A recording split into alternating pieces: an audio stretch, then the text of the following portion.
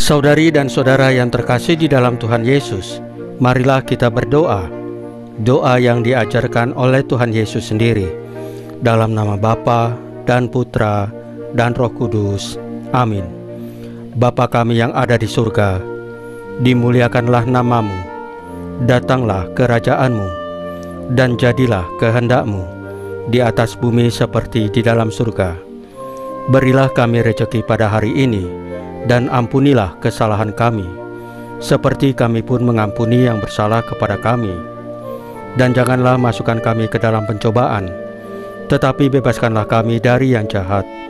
Ya Roh Kudus, hadirlah saat ini untuk memimpin dan membimbing kami dalam membaca firman Tuhan Yesus dan merenungkannya, sehingga kami dapat mengerti maknanya dan dapat kami laksanakan dalam hidup kami sehari-hari di tengah masyarakat kami.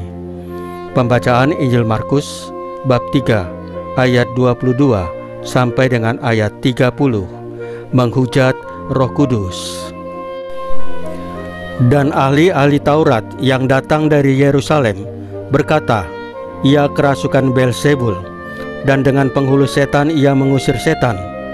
Yesus memanggil mereka, lalu berkata kepada mereka dalam perumpamaan, "Bagaimana iblis dapat mengusir iblis?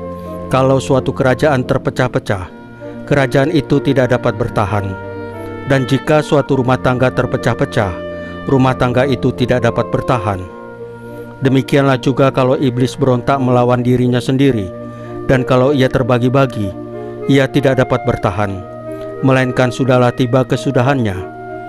Tetapi tidak seorang pun dapat memasuki rumah seorang yang kuat untuk merampas harta bendanya apabila tidak diikatnya dahulu orang kuat itu. Sesudah itu barulah ia dapat merampok rumah itu.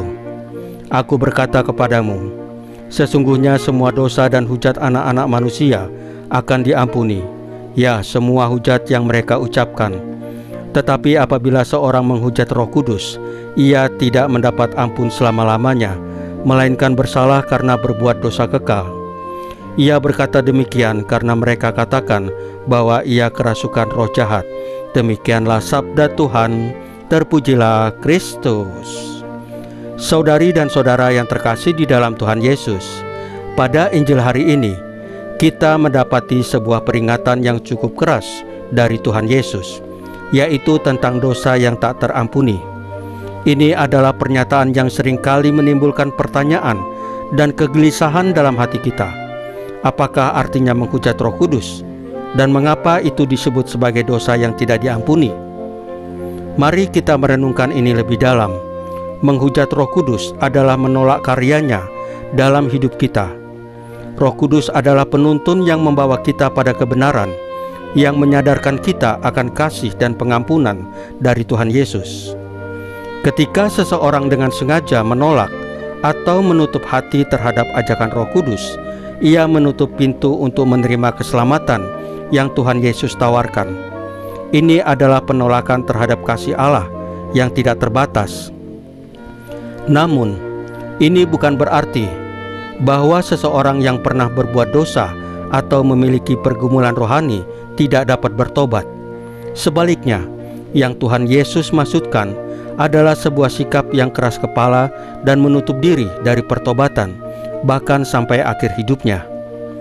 Dalam keseharian kita, seringkali kita menghadapi godaan untuk menutup hati, berkeras kepala, dan mengabaikan suara Roh Kudus dalam hidup kita. Sebagai orang yang beriman, kita dipanggil untuk membuka hati kita, mendengarkan suaranya, dan membiarkan Roh Kudus membimbing kita menuju kebaikan. Sikap kita sehari-hari seharusnya mencerminkan penyerahan diri kepada karya Roh Kudus dalam hidup kita, dalam setiap keputusan yang kita buat, dalam setiap tindakan yang kita ambil.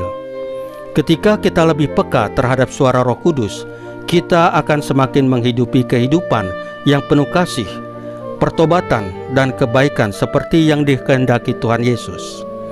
Mari kita berusaha untuk tidak keras hati, tetapi selalu siap untuk bertobat, memperbaiki hidup, dan membiarkan Roh Kudus bekerja dalam diri kita. Dosa yang tak terampuni bukanlah sesuatu yang kita harus takutkan, tetapi ini adalah sebuah panggilan untuk kita semua, agar tidak menutup hati terhadap kasih Allah yang terus berusaha menjangkau kita. Semoga kita semua dapat membuka diri kepada Roh Kudus, agar kehidupan kita semakin mencerminkan kasih dan kebaikan Allah dalam dunia ini. Saudari dan saudara yang terkasih di dalam Tuhan Yesus, marilah kita berdoa. Ya Tuhan Yesus, kami sadar bahwa terkadang kami cenderung menutup hati terhadap suara-Mu. Kami seringkali lebih mendengarkan keinginan diri sendiri, mengabaikan panggilan-Mu untuk hidup dalam kebenaran dan kasih-Mu. Kami mohon ampun atas segala sikap keras hati kami ini. Salam Maria, penuh rahmat, Tuhan sertamu. Terpujilah engkau di antara wanita, dan terpujilah buah tubuhmu Yesus. Santa Maria Bunda Allah, doakanlah kami yang berdosa ini, sekarang dan waktu kami mati.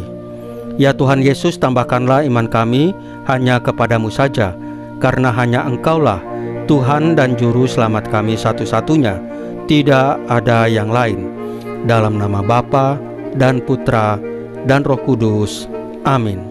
Saudari dan saudara yang terkasih di dalam Tuhan Yesus, bacaan firman dan renungan hari ini sudah selesai. Tuhan Yesus memberkati kita semua.